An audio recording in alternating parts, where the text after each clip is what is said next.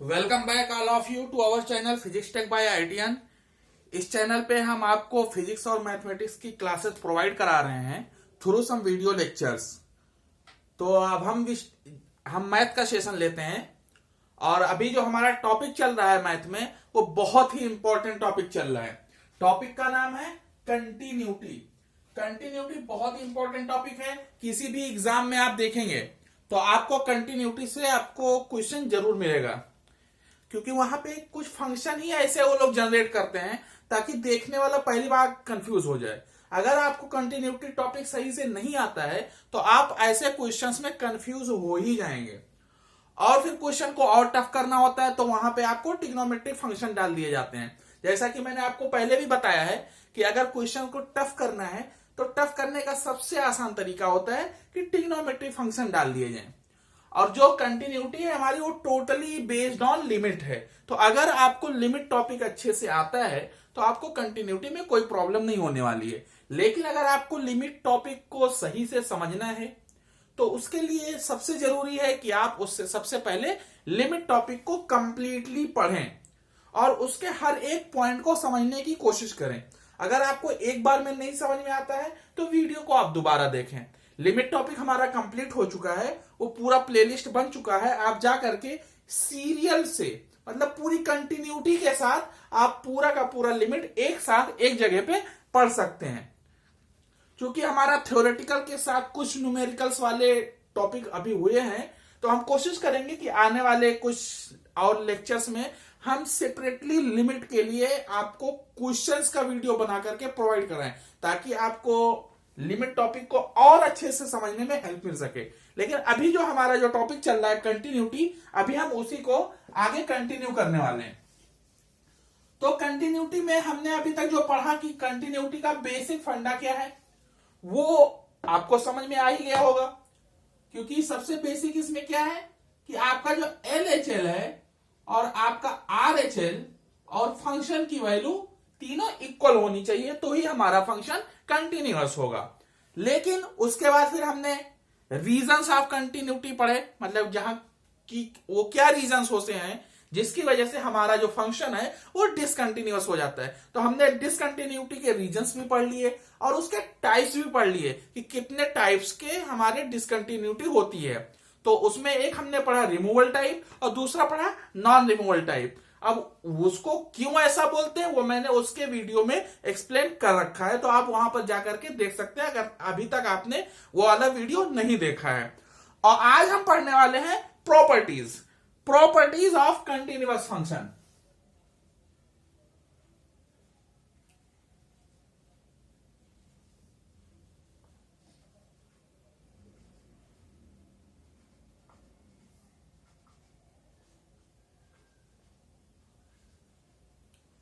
अगर मैथमेटिक्स में theoretical class सही से कर लिया जाए तो न्यूमेरिकल क्लास में ज्यादा प्रॉब्लम नहीं आती है। क्योंकि मैथमेटिक्स जो है वो क्या है, कुछ ना कुछ फार्मूला बेस्ड होता है। तो अगर आपने थ्योरी क्लास में वो फार्मूले सही से पढ़ लिए, उनको याद कर लिया, तो आपको न्यूमेरिकल्स करने में प्रॉब्लम तो होने वाली है ही नहीं। तो यहां पे अब हम देखते हैं कि कोई भी फंक्शन कंटिन्यूअस क्या होता है, मतलब उसकी प्रॉपर्टीज क्या क्या होती हैं। तो इसको हम कई पार्ट्स में देखेंगे। तो सबसे पहला पार्ट जो हम इसका लेते हैं, सबसे पहला पार्ट जो हम ले रहे हैं कि हमारा जो दो फंक्शन है fx एंड gx, ये दो फंक्शन है हमारे, ये दोनों कंटिन्यूअस हैं। तो क्या होगा, ये क्या है, दो के दोनों हमारे कंटिन्यूअस फंक्शन है। तो इसकी जो पहली प्रॉपर्टी है वो क्या है, पहली प्रॉपर्टी क्या बोल रही है, अगर कोई कांस्टेंट मान लो कोई k एक कांस्टेंट है, वो अगर उसमें मल्टीप्लाई कर दिया जाए, मतलब k इंटू एफ एक्स बना दिया जाए, तो क्या होगा, तब जो हमारा जो फंक्शन बनेगा वो भी कंटिन्यूअस होगा। ये इसकी पहली प्रॉपर्टी है। तो ये तो आप कहेंगे कि यहां पे दो फंक्शन क्यों लिया, तो ये हमने एकदम बेसिक से स्टार्ट किया है। अभी उन दोनों फंक्शन की जरूरत पड़ने वाली है। तो अगर आपके दिमाग में ऐसा ख्याल आ रहा है, ऐसे क्वेश्चंस आ रहे हैं, तो उनका जवाब आने वाली प्रॉपर्टीज में आपको मिल जाएगा। तो सबसे पहली प्रॉपर्टी हमने क्या देखी कि अगर कोई भी फंक्शन कंटिन्यूअस है तो उसमें आप अगर कोई कांस्टेंट मल्टीप्लाई करते हैं तो जो फंक्शन बनेगा वो भी आपका कंटिन्यूअस होगा। दूसरी प्रॉपर्टी क्या है कि अगर इन दोनों को ऐड या सब्सट्रैक्ट किया जाए तो जो वैल्यू बनेगी वो भी आपकी कंटिन्यूअस होगी। मतलब अगर आपके पास दो फंक्शन है और दोनों सेपरेटली कंटिन्यूअस हैं, तो अगर उन दोनों को ऐड या सब्सट्रैक्ट किया जाए तो जो फंक्शन आपको मिलेगा वो भी आपका कंटिन्यूअस ही रहेगा। तो ये तो हो गया एडिशन एंड सब्ट्रैक्शन की बात। अब अगली प्रॉपर्टी क्या बोल रही है कि अगर इन दोनों को मल्टीप्लाई भी किया जाए तो भी जो फंक्शन बनेगा वो भी कंटिन्यूअस होगा। अब ये क्यों होगा? ये मैंने जब आपको लिमिट पढ़ाया था तो वहां पे मैंने आपको एक प्रॉपर्टी बताई थी कि limit x tending to something fx into gx अगर है तो यही तो हम निकाल रहे हैं, दोनों का मल्टीप्लीकेशन का कंटिन्यूटी। तो इसको हम ब्रेक भी तो कर सकते हैं, limit h tending to a of fx into limit x tending to a of gx। मतलब इन दोनों को अलग अलग भी मल्टीप्लाई किया जा सकता है। तो अगर आप मल्टीप्लिकेशन में अगर आप उनका कंटिन्यूटी चेक कर रहे हैं तो अगर वो अलग अलग कंटिन्यूअस हैं तो उनकी कंटिन्यूटी को निकाल करके अगर आप मल्टीप्लाई करेंगे तो भी वो कंटिन्यूअस ही आने वाला है। जैसे अगर आप इसको चेक करने वाले हैं तो आप क्या करेंगे, सबसे पहले आप limit x tending to a minus check करेंगे। तो अगर ये a पर कंटिन्यूअस है तो a माइनस पर भी ये कंटिन्यूअस ही होगा, और ये भी अगर कंटिन्यूअस है तो ये भी कंटिन्यूअस होगा। तो कंटिन्यूअस इंटू कंटिन्यूअस तो फिर कंटिन्यूअस ही आने वाला है। तो ऐसे ही अगर आप लिमिट मतलब x tending to a positive मतलब RHL निकाल लें a से थोड़ा सा आगे, तो अगर ये दोनों कंटिन्यूअस हैं तो इनका मल्टीप्लिकेशन भी कंटिन्यूअस ही आने वाला है। तो इसीलिए अगर आपके पास दो फंक्शन है जो सेपरेटली मतलब अलग अलग वो आपके कंटिन्यूअस हैं तो उनका जो मल्टीप्लिकेशन बनने वाला है वो भी आपका कंटिन्यूअस ही बनेगा। तो ये प्रॉपर्टी बहुत ही इंपॉर्टेंट है, ये कई जगह आपको डिफरेंशिएशन इंटीग्रेशन में आपको यूज होगी। और इसी की अगली प्रॉपर्टी क्या बोल रही है कि अगर आप fx बाय gx लिखने वाले हैं तो ये क्या बनेगा। जैसे मैंने आपको ये प्रॉपर्टी बताई थी ऐसे ही मैंने आपको ये भी बताया था कि limit x tending to a of fx by gx अगर है आपके पास तो उनको आप न्यूमरेटर और डिनोमिनेटर में अलग अलग लिमिट को ले जा सकते हैं। ये प्रॉपर्टी होती है, ये प्रॉपर्टी मैंने आपको लिमिट टॉपिक में बताया था। तो अगर चूंकि इसको सेपरेटली ब्रेक किया जा सकता है और ये अलग अलग हमारे जो क्या है कंटिन्यूअस हैं तो इनका जो आपका डिवीजन आएगा वो भी आपका कंटिन्यूअस ही आएगा।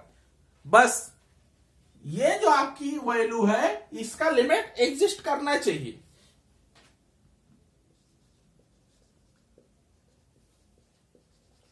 इसकी जो लिमिट है वो नॉट इक्वल टू 0 होनी चाहिए बस। अगर इसकी वैल्यू नॉट इक्वल टू 0 है तो ये आपका जो लिमिट मतलब ये आपका जो कंटिन्यूटी होगा वो आपका फंक्शन पूरा का पूरा आपका कंटिन्यूअस हो जाएगा। तो ये रही आपकी पहली प्रॉपर्टी, जब दो के दोनों आपके कंटिन्यूअस होंगे। अगर fx और gx आपके दोनों फंक्शन अलग अलग कंटिन्यूअस हैं तो अगर उनमें कोई आप कांस्टेंट मल्टीप्लाई करते हैं तब जो फंक्शन बनेगा वो भी आपका कंटिन्यूअस होगा। उनके एडिशन या सब्ट्रैक्शन से जो आपका फंक्शन बनेगा वो भी कंटिन्यूअस होगा। उनके मल्टीप्लिकेशन से जो भी फंक्शन बनेगा वो आपका कंटिन्यूअस होगा। उनके डिवीजन से जो आपका फंक्शन बनेगा वो भी आपका कंटिन्यूअस होगा। बस यहां पे कंडीशन ये है कि इसका जो लिमिट होगा वो नॉट इक्वल टू 0 आना चाहिए।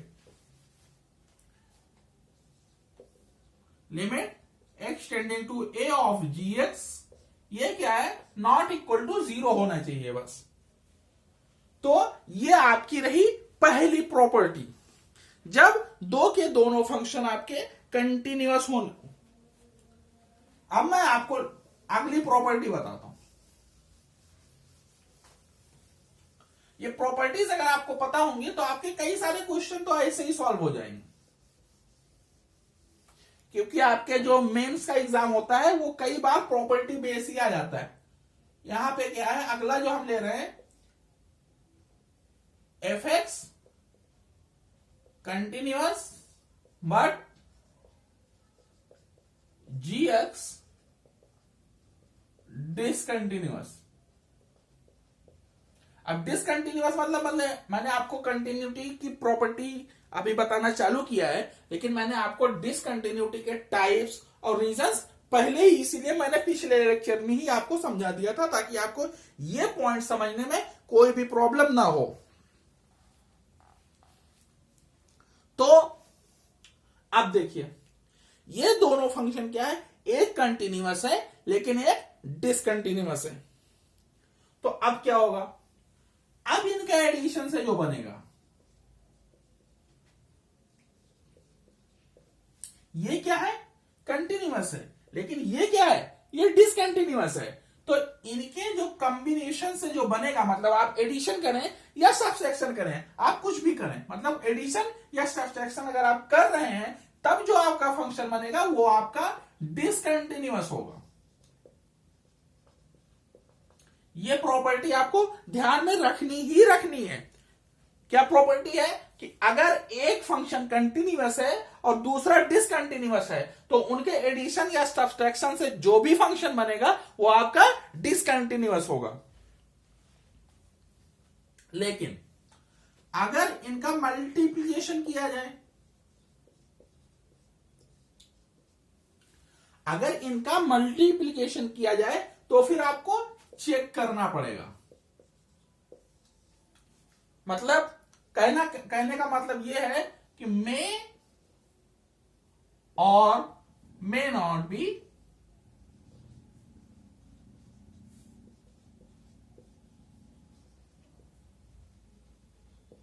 मतलब ये कंटिन्यूअस हो भी सकता है, नहीं भी हो सकता है, क्योंकि ये मल्टीप्लिकेशन आप कर रहे हैं, दोनों को अलग अलग चेक कर लेंगे, लेकिन एक कंटिन्यूअस है एक डिसकंटिन्यूअस है, लेकिन इनके मल्टीप्लिकेशन से जो आपका वैल्यू बनेगा वो कंटिन्यूअस हो भी सकता है और नहीं भी हो सकता है।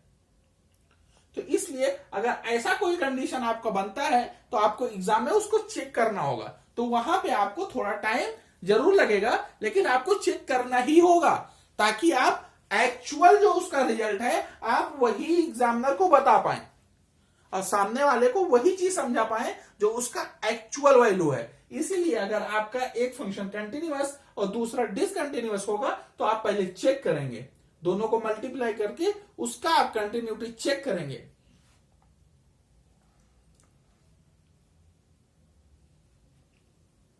ये तो हो गया जब एक फंक्शन कंटिन्यूअस और दूसरा डिसकंटिन्यूअस है। ये प्रॉपर्टी उम्मीद करता हूं आपको अच्छे से समझ में आई होगी, और चूंकि आज हम प्रॉपर्टीज की बात कर रहे हैं इसलिए ये बहुत ही इंपॉर्टेंट भी है।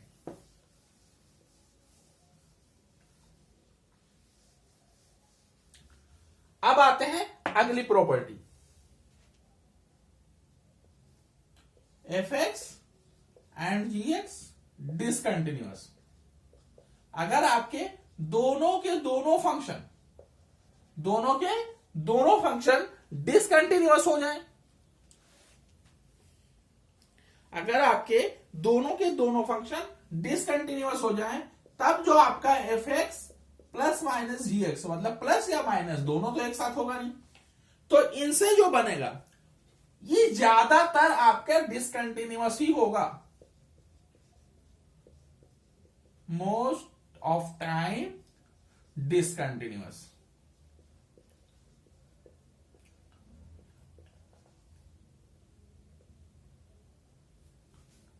अगर दोनों फंक्शन डिसकंटिन्यूअस हैं तो उनके एडिशन या सब्ट्रैक्शन से जो बनेगा वो मोस्ट ऑफ द टाइम आपका डिसकंटिन्यूअस ही रहेगा। और इनका मल्टीप्लिकेशन से जो बनेगा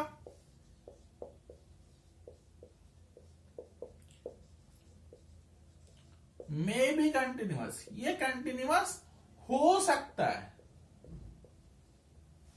तो ये बहुत ही इंपॉर्टेंट जो आपका टॉपिक चल रहा है, प्रॉपर्टीज ऑफ कंटिन्यूअस फंक्शन, ये बहुत ही इंपॉर्टेंट है एग्जामिनेशन पॉइंट ऑफ व्यू से। क्योंकि इस पे जो क्वेश्चन बनते हैं, कई बार ऐसे क्वेश्चन बनते हैं जो आपको सॉल्व करने की जरूरत ही नहीं पड़ती, ये प्रॉपर्टी से ही डायरेक्ट के डायरेक्ट वो क्वेश्चन सॉल्व हो जाते हैं। और जेईई मेंस जो है ऐसे ही क्वेश्चन बनाता है ताकि अगर, और एडवांस लेवल में तो इससे क्वेश्चन आएंगे ही आएंगे, क्योंकि वहां पे आपको जो आपका नॉलेज है वो बिल्कुल कुरेद के निकाला जाता है, आपको कितना डीपली पता है, तो वहां पर ये प्रॉपर्टीज बहुत यूज होती हैं। तो इसलिए आप इन प्रॉपर्टीज को ध्यान में रखें, ये आपको एग्जाम में काफी हेल्पफुल होने वाले हैं। ये तो हो गया कंटिन्यूअस फंक्शन की बात, कंटिन्यूअस फंक्शन की प्रॉपर्टीज की बात कर रहे हैं। ये तो हो गए जब दो फंक्शन हो, एफ एक्स और जी एक्स, ये दोनों मतलब दोनों कंटिन्यूअस हो या दोनों डिसकंटिन्यूअस हो या एक कंटिन्यूअस दूसरा डिसकंटिन्यूअस हो, इसकी बात हो गई। अब हम आगे जो बताने वाले हैं वो कंपोजिट फंक्शन की बात कर रहे हैं।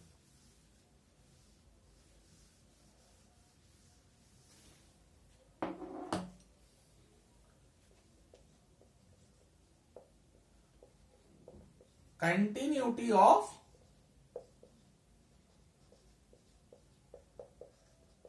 Composite function. कंपोजिट फंक्शन मतलब एक फंक्शन दूसरे फंक्शन का फंक्शन होगा। मतलब अभी तक आपने क्या देखा, एफ एक्स देखा और जी एक्स देखा। अब हम बात करने वाले हैं एफ ऑफ जी एक्स का। अगर ऐसा कोई फंक्शन आपके पास है, मतलब कोई कंपोजिट फंक्शन आपके पास है एफ ऑफ जी एक्स, तो ये कंटिन्यूअस होगा। कहां पर? Continuous where g x continuous, जहां पर ये मतलब अंदर जो फंक्शन लिखा है वो जहां पे कंटिन्यूअस होगा वहां पे ये पूरा का पूरा फंक्शन आपका कंटिन्यूअस हो जाएगा। ये है मेन प्रॉपर्टी। यहां पे अगर कोई कंपोजिट फंक्शन आपको दिया हुआ है एफ ऑफ जी एक्स, तो ये पूरा का पूरा फंक्शन उस पॉइंट पे, मतलब अगर ये x equal to continuous at x equal to a, ये कंटिन्यूअस उस पॉइंट पे होगा जहां पे आपका gx कंटिन्यूअस है।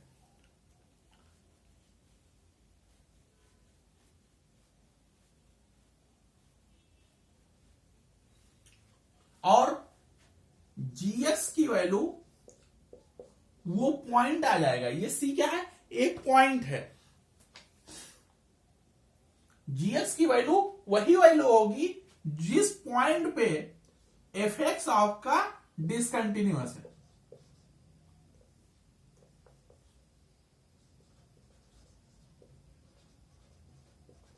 ये रही आपके कंपोजिट फंक्शन की बात। तो उम्मीद करता हूं आपको आज का लेक्चर तो समझ में आया ही होगा, क्योंकि स्टार्टिंग के काफी सारे प्रॉपर्टीज आपको बहुत अच्छे से समझ में आए होंगे। कंपोजिट फंक्शन समझना थोड़ा सा टफ है, लेकिन अगर आप इस वीडियो को एक दो बार और देखेंगे तो आपको उम्मीद करता हूं कंपोजिट फंक्शन भी समझ में आ ही जाएगा। कंपोजिट फंक्शन कैसे बनता है इसका मैं आपको एक एग्जांपल देता हूं कि अगर आपको दिया है F x equal to 1/x-6 और आपको एक gx दिया है x² + 5। अगर आपको ऐसा कोई फंक्शन दिया हुआ है और इसका आप क्या बनाना चाह रहे हैं, एफ ऑफ gx, तो आप कैसे बनाएंगे इसको? एफ ऑफ gx, एफ के अंदर यहां पे क्या लिखा था, x, लेकिन अब वहां पे क्या लिखा है, gx, तो आप एफ एक्स में जहां जहां x है वहां पर आप gx रख दीजिए और अब आप gx की वैल्यू पुट कर दीजिए, मतलब x² + 5 - 6। तो ये बना आपका F of gx। F x और gx को मिला करके ये बना आपका एफ ऑफ gx। तो ये होता है आपका कंपोजिट फंक्शन। तो उम्मीद करता हूं आज का लेक्चर आपको समझ में आया होगा। अगर समझ में आया है तो वीडियो को लाइक करें और दोस्तों में शेयर करें, और जिन्होंने अभी तक हमारे channel physics tech by IITian को सब्सक्राइब नहीं किया है वो सबसे पहले इसको सब्सक्राइब करके बेल आइकन को प्रेस करें। फिर मिलेंगे अगले लेक्चर में इसी के और आगे के टॉपिक के साथ हम कंटिन्यूटी एक दो लेक्चर में एंड करने वाले हैं। तो कंटिन्यूटी में जो बेसिक था वो मैंने आपको पढ़ा दिया है, और उसके एक दो पॉइंट जो और बचे हैं अगले एक दो लेक्चर में हम उसको फिनिश कर देंगे। तो आप पूरी कंटिन्यूटी टॉपिक को अच्छे से पढ़ें और इससे आपको एग्जाम में क्वेश्चन जरूर मिलेगा। मिलते हैं फिर अगले लेक्चर में। Thank you.